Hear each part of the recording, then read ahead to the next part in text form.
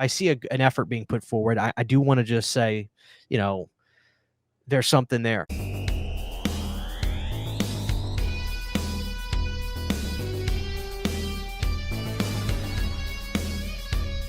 Thank you guys for checking out today's video. This is your old pal CHH. I've actually got my bro with me here today, Brandon from Tabata Vision and Tabata Vision TV. Brandon, what's up, dude? What is going on? How are you?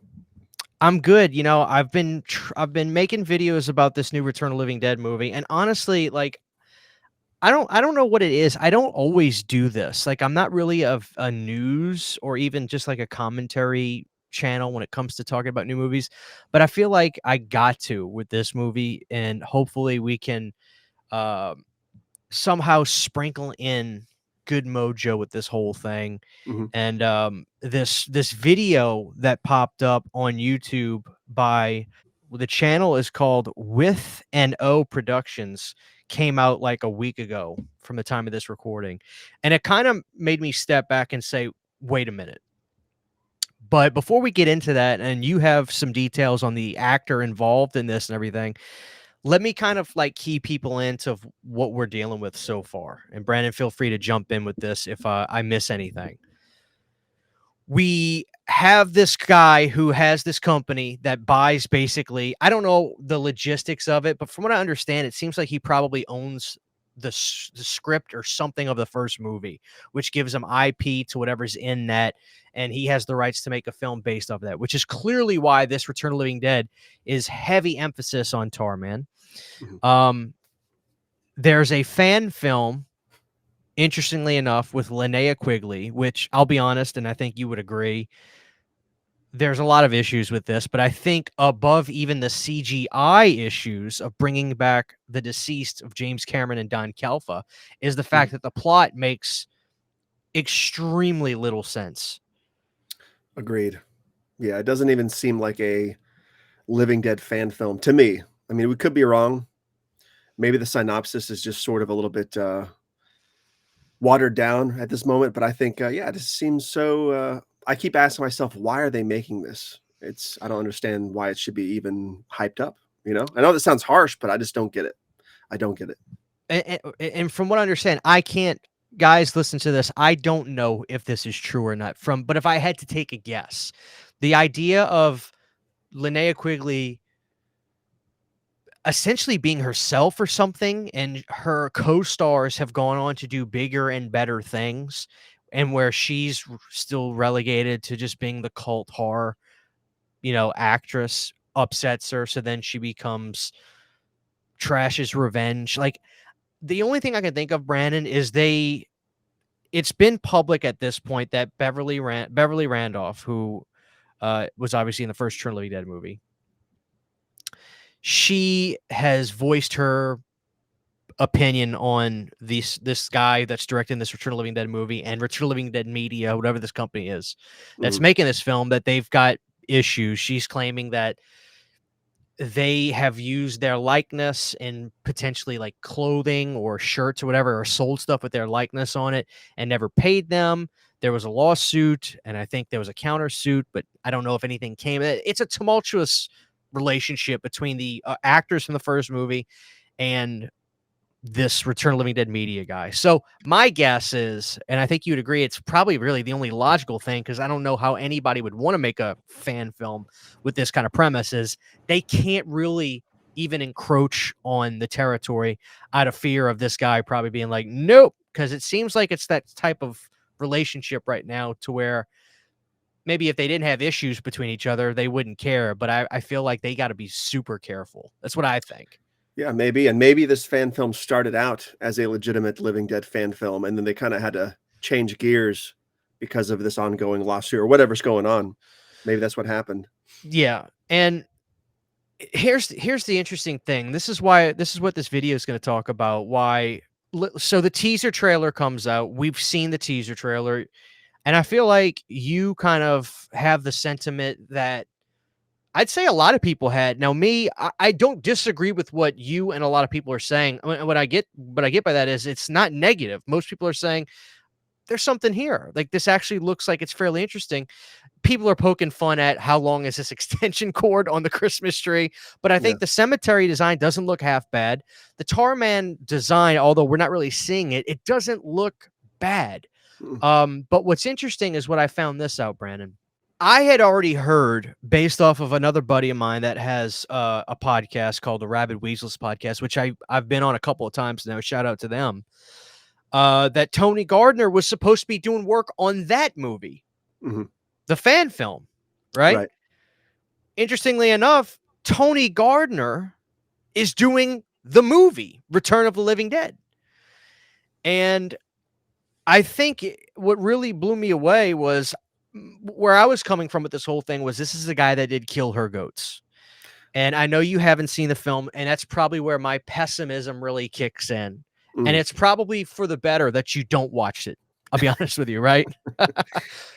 But my point is, you know, it's looking like there may be a little bit of hope with this movie. And maybe I'm being a little too positive with this, or maybe I want it to be, but the fact is this, Brandon, this movie's happening, whether I Mhm. like it, whether you like it, whether anybody watching this video likes it or not.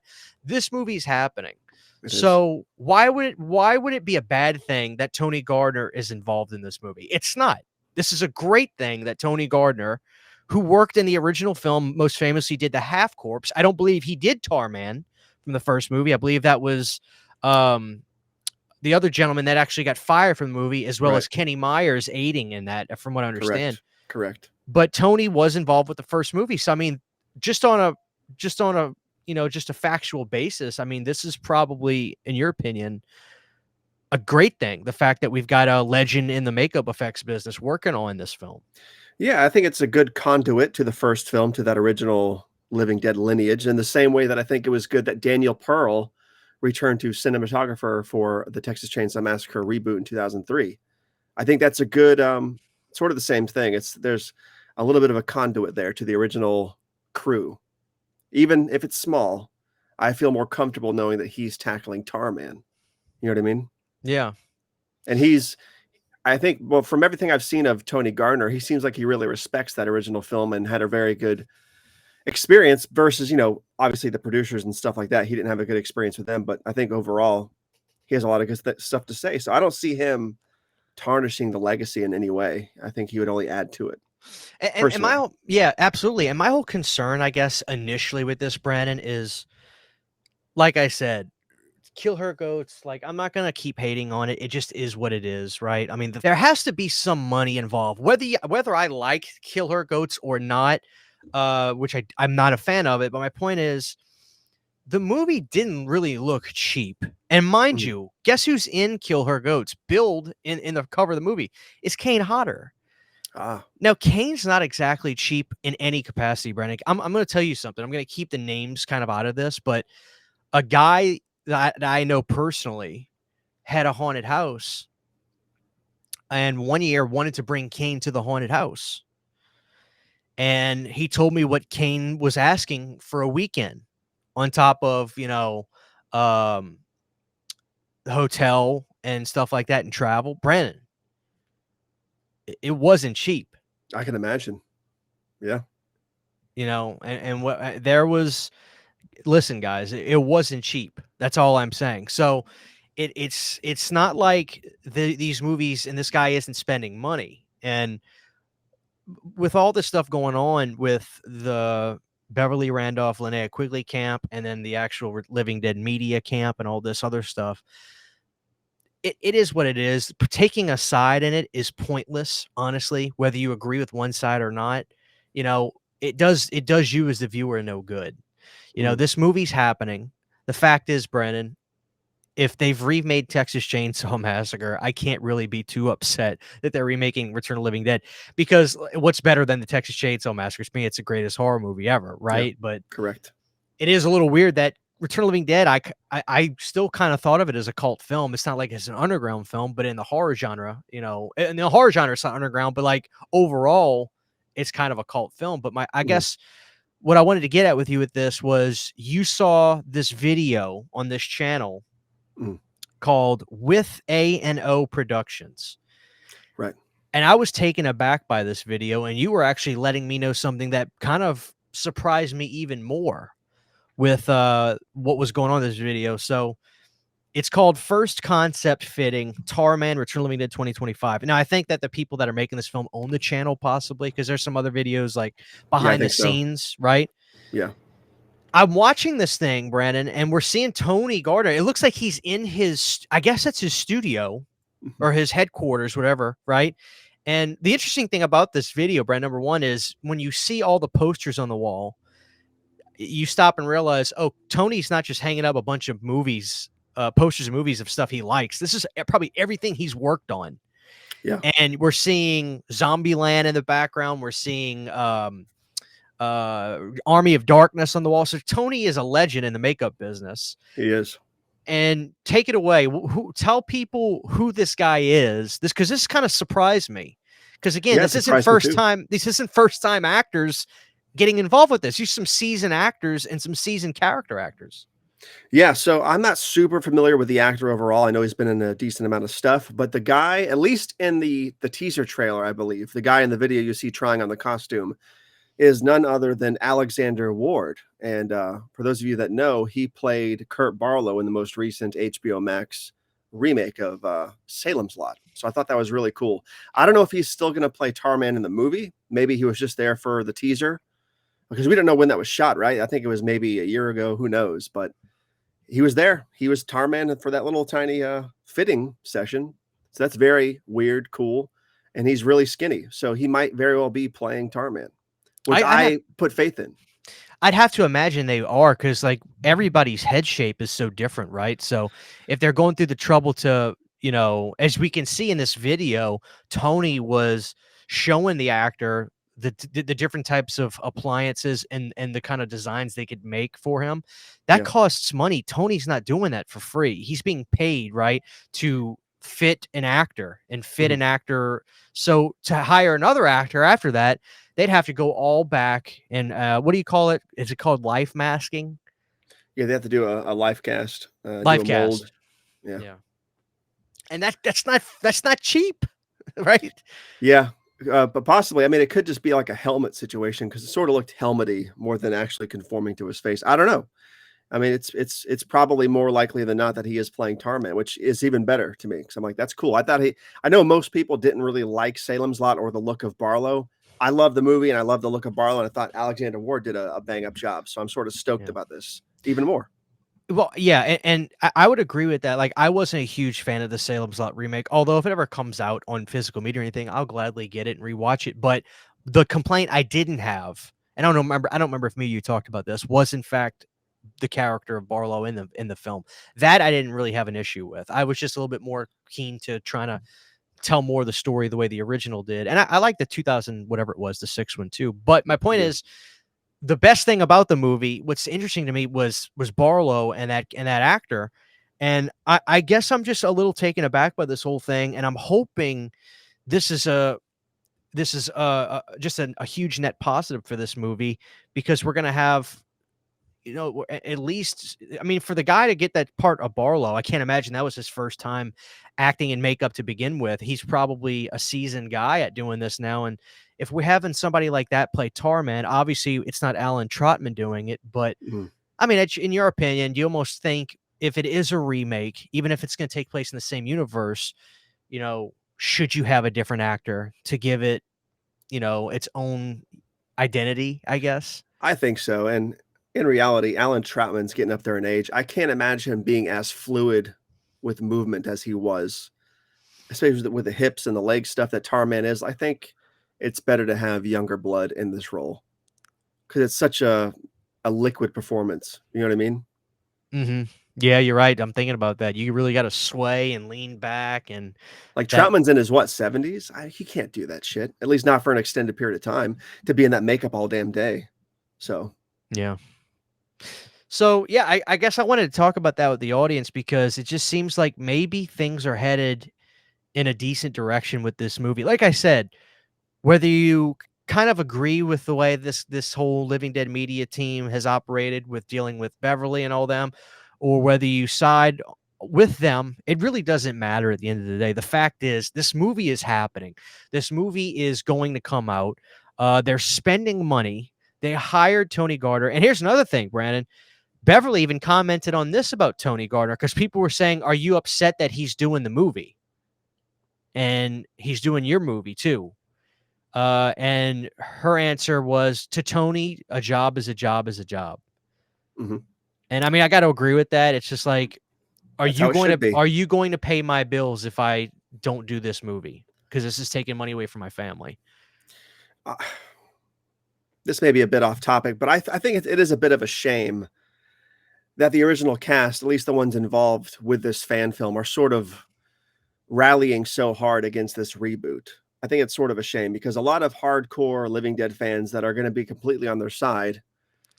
It's stupid to take sides anyway, but the ones that are going to be on their side are probably going to avoid this film, not see it outright, or campaign against it. When in reality, it could come out and be a really, really good banger of a film. So I think that's sort of unfortunate. And I don't really understand. Like, you make your fan film, make it. Like, it doesn't mean that the official license holders can't make a new Living Dead film. I just don't. I get that there's beef and there's drama. It's all nonsense, but I just don't. I really don't understand the drama here.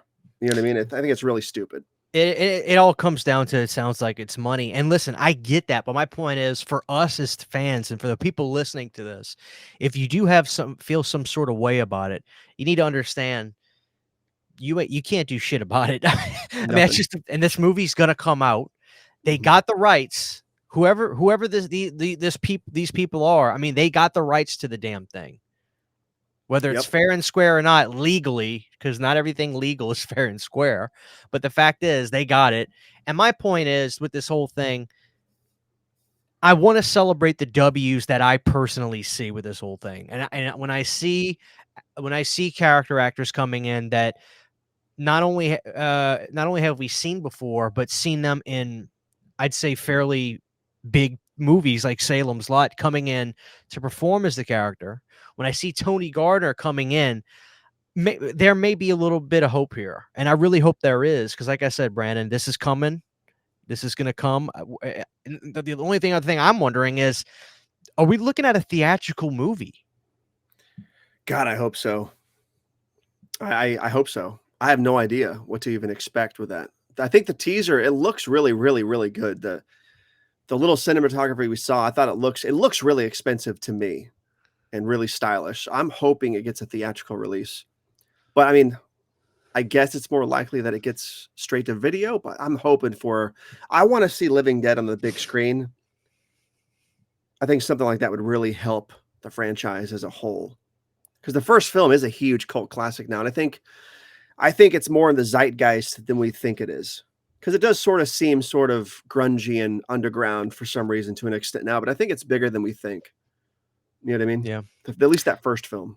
What I'm thinking could be the case is some sort of, somebody's going to have to either buy into this, or they're going to sell some sort of distribution deal with. I mean, Brandon, it could be Shutter. It could be And Shutter. if that's the case, they have their movies. Like, I saw Late Night with the Devil.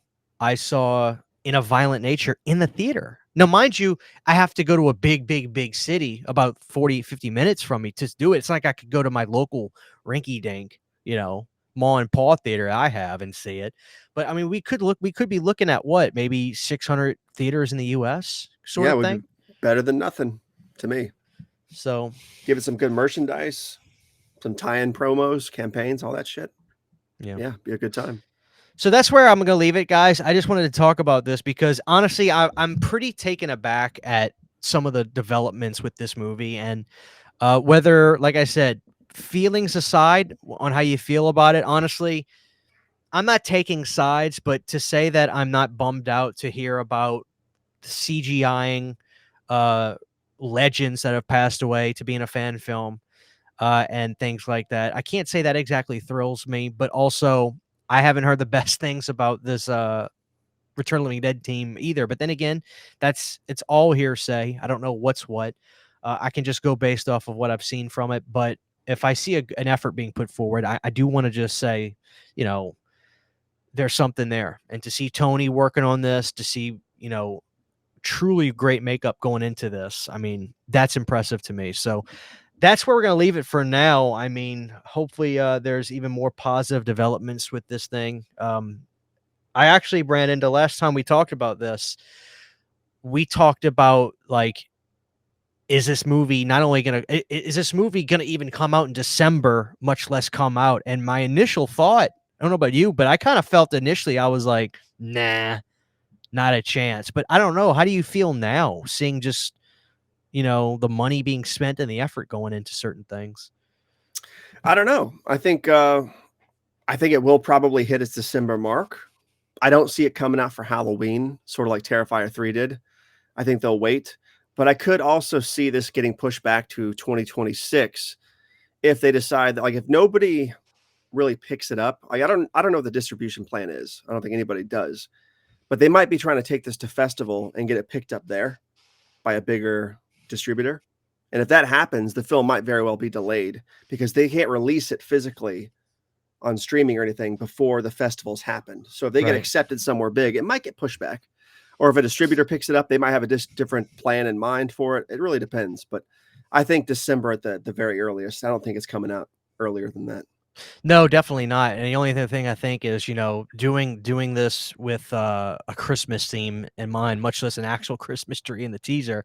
Mm. They really kind of, I wouldn't say shoot yourself in the foot, but they really tied their hands behind their back on when this movie can really come out. So Yeah, it can't come out in January. It's got to come no, out November or December. That's what I think. That's why uh, I'm hoping for theatrical, because if it's a Christmas movie, it'll be a big event film. Because I love right. going to movies in December, and that'll be great. Yeah, so there it is, guys. That's the latest with everything. It's just the developments on this are just getting really interesting. Everybody keep an eye on that YouTube channel.